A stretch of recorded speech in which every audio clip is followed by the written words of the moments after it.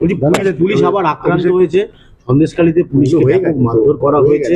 আগে তো ED CBI. কেন পুলিশ ওখানে যাবে? পুলিশ যদি যেচে মার খেতে যায় যাবে? পুলিশকে তো যা বার্তা অনুব্রতকে দিয়ে দেওয়া হয়েছে, আর তারপরেও সেই পুলিশ অফিসারের পাশে রাজ্যের বড় পুলিশ আধিকারিকরা দাঁড়াতে পারেনি। ফলে যেখানে তৃণমূলের ভাগের গন্ডগোল নিয়ে মারামারি হচ্ছে, ওখানে তৃণমূলের যাওয়ার দরকার কি? পুলিশও তো তৃণমূল, ছোট সংগঠন। যেতে পারে। দেখুন, তৃণমূল জুড়লো কি ভাঙলো, তৃণমূল উঠলো কি নামলো, তৃণমূল র্যাম্পে হাঁটলো কি সুইমিং পুলে ঝাঁপ দিল, এ নিয়ে এই মুহূর্তে পশ্চিমবঙ্গবাসীর কোনো চিন্তা ভাবনা নেই, কোনো উৎসাহই নেই। আর যখন কোনো ওদের উৎসাহ না থাকে, তখন আমরা বিরোধী দল হিসেবে কি করে উৎসাহ দেখাবো? কংগ্রেস একটা প্রান্তিক শক্তি, দেশ জুড়ে তারা একটা প্যারাসাইট হিসেবে প্রতিষ্ঠিত হয়ে গেছে। আর শূন্যের সঙ্গে শূন্যের যোগফলও শূন্য, এটাই আমরা জানি। গুণ করলেও শূন্যই হয়। এতে পশ্চিমবঙ্গের রাজনীতির সামগ্রিক কিছু এসে যাবে না। তবে হ্যাঁ, তৃণমূল ভাঙছে, ভোট পর্যন্ত তৃণমূল যদি নিজেদের টিকিয়ে রাখতে পারে, সেটাই তাদের সবচেয়ে বড় সাফল্য। প্রধান শত্রু হচ্ছে বিজেপি। পুলিশ আবার আক্রান্ত হয়েছে, সন্দেশখালীতে পুলিশকে ব্যাপক মারধর করা হয়েছে। আগে তো ইডি সিবিআই। কেন পুলিশ ওখানে যাবে? পুলিশ যদি যেচে মার খেতে যায় যাবে?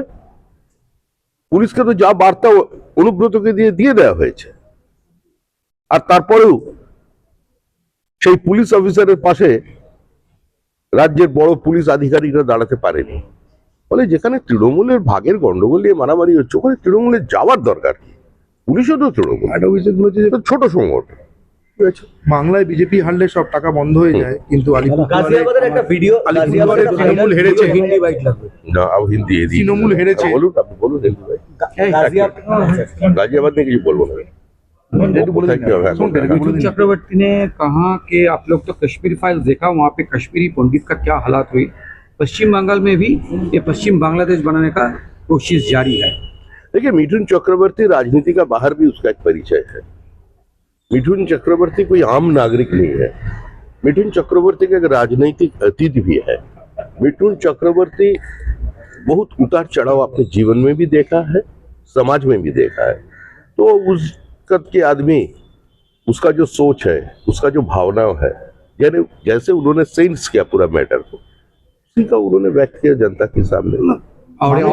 হারলে টাকা বন্ধ হয়ে যায়, কিন্তু উত্তরবঙ্গে অনেক জায়গায় বিজেপি হেরেছে, তারাও লক্ষ্মীর ভান্ডারের টাকা পাচ্ছে, সেখানে কোনো রাজনীতি করা হয়নি। ফলে বিধানসভায় 25 কোটি টাকা এবং এক বছরে এই সমস্ত হিসাব আমাকে দিয়ে তো কোনো লাভ নেই, পশ্চিমবঙ্গবাসীকে দিয়েও কোনো লাভ নেই। যেখানে দেবার সেখানে তো দিতে পারলেন না।